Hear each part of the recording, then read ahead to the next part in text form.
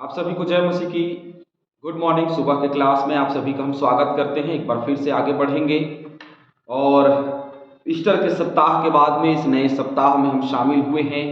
और हम सब जानते हैं कि कैसे परमेश्वर ने जगत से प्रेम किया और यीशु मसीह को इस जगत में भेज दिया। और उस सप्ताह को हम अभी निकले, पूरे फसह के पर्व को हम अभी निकले। और हम अभी भी जब निर्गमन की किताब हम पढ़ रहे हैं तो निर्गमन की किताब में अभी भी जो है वो फसह के पर्व के ऊपर में हमारा संदेश जो है, हमारा जो क्लास जो है वो चल ही रहा है। और अख़मीरी रोटी के विषय में हमने पिछले क्लास में देखा था निर्गमन 13 उसके 1 से 7 के बीच में। आज हम 8वें पद से आगे देखना आरंभ करेंगे। चलिए 8वें पद से आगे। और उस दिन तुम अपने अपने पुत्रों को यह कह के समझा देना कि यह बात हम उसी काम के कारण करते हैं जो यहोवा ने हमारे मिस्र से निकल आने के समय हमारे लिए किया था। देखिए सबसे पहले आप सभी का धन्यवाद हो और प्रभु आप सभी को आशीष दे। और चैनल को लाइक करें, सब्सक्राइब करें, शेयर करें। तो ये जो अख़मीरी रोटी खाए जाने का पर्व है और ये जो यीशु मसीह के लिए बलिदान, परमेश्वर के लिए बलिदान चढ़ाने का जो पर्व है, ये उस पर्व को मनाने की बात यहाँ पे की जा रही है। और उन दिनों में यह कह रहा है कि तू अपने पुत्रों को यह कह के समझा देना कि यह हम उसी काम के कारण करते हैं जो यहोवा ने हमें मिस्र से निकल आने के समय हमारे लिए किया था। तो एक निकलना है जहाँ से निकल जाते हैं। और वो निकलना इसलिए है क्योंकि प्रभु ने निकाला है, परमेश्वर ने निकाला है और उसका धन्यवाद करना है। ठीक वैसे ही यीशु मसीह के दिनों में जो हमने ईस्टर का त्यौहार मनाया, उसने हमें एक पाप के दलदल से, कीचड़ से, एक बंधुआई से हमको परमेश्वर ने निकाला है और अपने पुत्र को इस जगत में भेजा ताकि वो हमारे छुड़ौती के लिए अपने प्राण को दे दे। और उसने हमको छुड़ा लिया, उसने हमको बचा लिया। यह बात स्पष्ट है कि दोनों फसह के पर्वों में कोई अंतर नहीं है, दोनों बराबर है। और दोनों इसलिए बराबर है क्योंकि वहां भी बलिदान और यहां भी बलिदान, वहां भी अख़मीरी रोटी, यहां भी रोटी और दाखरस। और ये संस्करण दिया है उसने रोटी और दाखरस का। हमने प्रभु भोज के समय में, प्रभु भोज के विषय में संदेश सुना, हमने 7 माड़ियों के विषय में संदेश सुना। और इन संदेशों से, इन विषयों से एक अद्भुत बात ये निकलती है, ये शिक्षा मिलती है हमको कि हम सबको अपने जीवन का बलिदान जो उसने किया है वही बलिदान हमको चढ़ाने की आवश्यकता है और अपने आप का बलिदान हमको चढ़ाने की आवश्यकता है। तो अपने बच्चों को सिखा देना, बता देना भैया कि ये इसलिए हुआ कि तुमको मिस्र देश से परमेश्वर ने निकाला है, इसलिए तुम इस दिन को मनाना। फिर यह तुम्हारे लिए, तुम्हारे हाथ में एक चिन्ह होगा, यह तुम्हारे लिए तुम्हारे हाथ में एक चिन्ह होगा भाई, और तुम्हारी आंखों के सामने स्मरण कराने वाली वस्तु ठहरे, जिससे यहोवा की व्यवस्था तुम्हारे मुंह पर रहे, क्योंकि यहोवा ने तुम्हें अपने बलवंत हाथों से मिस्र से निकाला है। ये सारी बातें मिस्र से निकाले जाने के लिए, तुम्हारे स्मरण के लिए। और यीशु मसीह ने इसलिए कहा कि जब कभी मिलना तो मेरे स्मरण के लिए ही किया करना। स्मरण के लिए वहां भी ये तुमको याद रहेगा, ये तुम्हारे लिए एक चिन्ह होगा जब तुम फसह के पर्व को मनाओगे कि तुमको उस दिन छुड़ाया गया। और जब हम मनाते हैं ईस्टर के त्यौहार को या ईस्टर के दिनों को, गुड फ्राइडे को, तो ये स्मरण है। जब हम प्रभु भोज में शामिल होते हैं तो ये स्मरण है उन दिनों का जो प्रभु यीशु परमेश्वर ने हमारे लिए काम को किया है। हालेलुया। आगे, इस कारण तुम इसी विधि को प्रतिवर्ष नियत समय पर माना करना। प्रतिवर्ष हम भी मनाते, प्रतिवर्ष वहां भी मनाने की आज्ञा है। हम भी उसी को मनाते हैं क्योंकि ये हमारे लिए नई वाचा है, नया फसह है। फिर जब यहोवा उस शपथ के अनुसार जो उसने तुम्हारे पुरखाओं से और तुम में से भी खाई है, तुम्हें कनानियों के देश में पहुंचाएगा, उसको तुम्हें पहुंचाकर उसको तुम्हें दे देगा। तो ये निकाला है उसने, और जो वाचा अब्राहम से बांधी गई, जो वाचा जो है उसके बाप दादा पुरखाओं से बांधी गई, वही वाचा तुम्हारे लिए पूरी हो। आप पढ़ लेंगे उत्पत्ति 22 का 16 पढ़ लेंगे, उत्पत्ति 12 का 7 भी पढ़ लेंगे, 17 का 19 भी पढ़ लेंगे। वहां पे इन वाचाओं के विषय में वर्णन आपको मिलेगा। लेकिन हम एक वचन पढ़ने वाले हैं, भजन संहिता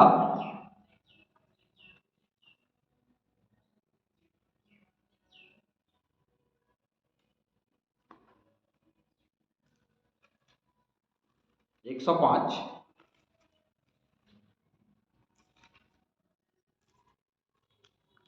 42 से 45। क्योंकि उसने अपने पवित्र वचन और अपने दास इब्राहिम को स्मरण किया, वह अपनी प्रजा को हर्षित करके और अपने चुने हुओं से जय जयकार करा के निकाल लाया मिस्र से, और उनको अन्य जातियों के देश दिए, और वे और उन लोगों के श्रम के फल के अधिकारी किए गए कि वे उसकी विधियों को माने और उसकी व्यवस्था को पूरी करें, याह की स्तुति करो। तो उसकी व्यवस्था को पूरी करें, इसलिए तुमको स्मरण होना चाहिए। हालेलुया। तुमको स्मरण होना चाहिए कि तुमको परमेश्वर ने छुड़ाया है। हम सबको यह स्मरण होना चाहिए कि यीशु मसीह के लहू से उसने हमको खरीदा है। हम सबको याद होना चाहिए कि उसने अपना बलिदान दिया है, तब हमको जाकर के उद्धार मिला है। अपने आप पे गर्व करने की, अपने आप में घमंड करने का कोई विषय यहाँ पे होता नहीं है। सिर्फ परमेश्वर पे घमंड करें और हमारा विश्वास, हमारा भरोसा सिर्फ परमेश्वर पे। हालेलुया।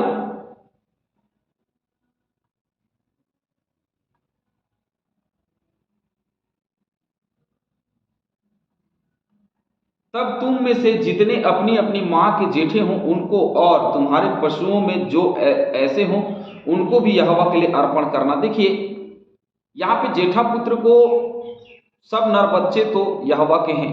तो जो परमेश्वर ने मिस्र के देश में उन लोगों को बचाया, क्योंकि पहलौठे का मारा जाना था। यदि परमेश्वर ये चिन्ह नहीं देता, परमेश्वर ये लहू नहीं देता, परमेश्वर ये लहू नहीं देता, तो फिर सारे पहलौठे मारे जाते।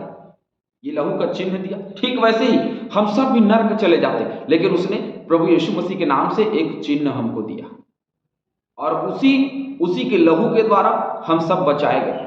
तो जैसे उसने कहा कि सारे पहलौठों को मैंने बचाया, चाहे वो बकरी का हो, किसका हो, आगे देखते हैं। और गधी के हर एक पहलौठे के बदले मेमना देकर, देखिए गधी के बदले, घोड़े के बदले, ये सारी चीजों के पहलौठे के बदले भाई तुम मेमना देकर उसको छुड़ा लेना। किसको? गधी को। तो छुड़ा लेना मतलब किसी और के बदले किसी और को चढ़ावा दे सकते हैं उन दिनों में। यदि तुम उसे छुड़ाना ना चाहो तो उसका गला तोड़ देना। भाई तुम उसको छुड़ाना ना चाहो तो उसका गला तोड़ देना, पर अपने सब पहलौठे पुत्रों को बदला देकर छुड़ा लेना। यहां पे वो बलिदान की बात कर रहा है। भाई अब बच्चे तो चढ़ाए नहीं जा सकते, लेकिन उनके प्रति, उनके विषय में बलिदान तो चढ़ाना है, लहू तो चाहिए। तो बड़े को चढ़ाया तो नहीं जा सकता, तो उनके बदले में, अपने पुत्रों के बदले में तुम उनको कुछ देना। ये उन दिनों का प्रावधान बनाया गया आगे। और आगे के दिनों में जब तुम्हारे पुत्र तुमसे पूछे यह क्या है, तो उनसे कहना यहोवा हम लोगों को दासत्व के घर से, अर्थात मिस्र देश से अपने हाथों के बल से निकाल लाया है। उस समय जब फिरौन ने कठोर होकर हमको जाने देना न चाहा, तब यहोवा ने मिस्र देश में मनुष्य से लेकर पशु तक के पहलौठों को मार डाला। इसी कारण पशुओं में से जितने अपनी अपनी माँ के पहलौठे नर हैं, उन्हें हम यहोवा के लिए बलि करते हैं, पर अपने सब जेठे पुत्रों को हम बदला देकर छुड़ा लेते हैं। ये नियम तुम अपने बच्चों को सिखाना। जो परमेश्वर यहोवा ने हमारे लिए उपकार किया है, उसको हमको अपने बच्चों को सिखाना है, बताना है, ताकि हमारे बच्चे उस अहमियत को समझ सकें, उस बलिदान को समझ सकें। यदि हम नहीं सिखाएंगे, यदि हम नहीं बताएंगे, तो फिर वो नहीं समझ पाएंगे।